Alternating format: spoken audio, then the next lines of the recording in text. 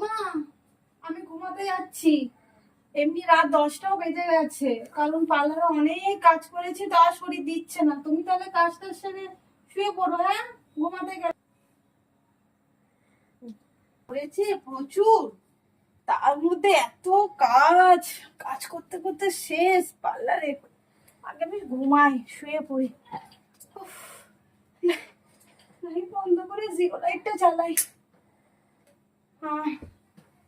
আহ zero light জ্বলছে, যেন মনে হচ্ছে সূর্য একদম রাতেও উঠেছে। শুয়ে পড়ি। 10টা বেজে গেছে কখন।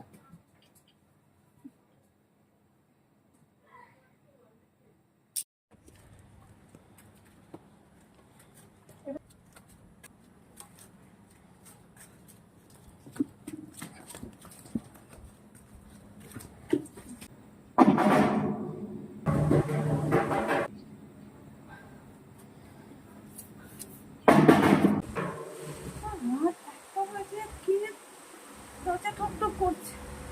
উফ,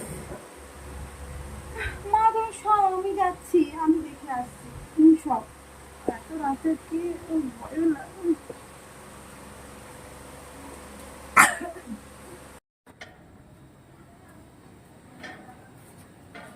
তুই এত রাতে, রাত 1টা বাজে, তোর এই কি অবস্থা? আমি আর এত ভয় পাচ্ছিস কেন? আরে তুই তো ঘাবড়ে গেছিস কেন? কি হয়েছে? কেউ কিছু বলেছে না? কিছু হয়েছে বল আমাকে। আরে বিপদে পড়েছি। হ্যাঁ বল। আমার, হ্যাঁ তুই, আমার বয়ফ্রেন্ড। তুই বল না আমাকে।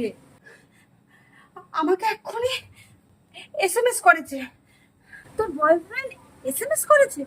তো ভালো, তুই তো আজকেই মন খারাপ করছিলি, আমাকে ফোন করেছিলিস তো, তুই যে তোর বয়ফ্রেন্ডের জন্য মন খারাপ করছে। তো ভালো, কি বলেছি বল, এত ঘাবড়ে যাচ্ছিস, কিছু হয়নি তো বল তুই আমাকে। ও কালকে সকালে আসছে, ভোর 7টার সময় আমার সাথে দেখা করতে।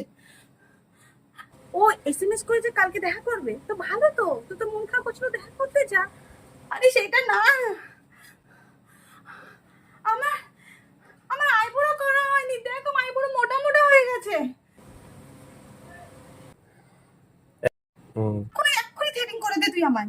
রাত 1টা বাজে আর তুই এসেছিস আইব্রো করতে?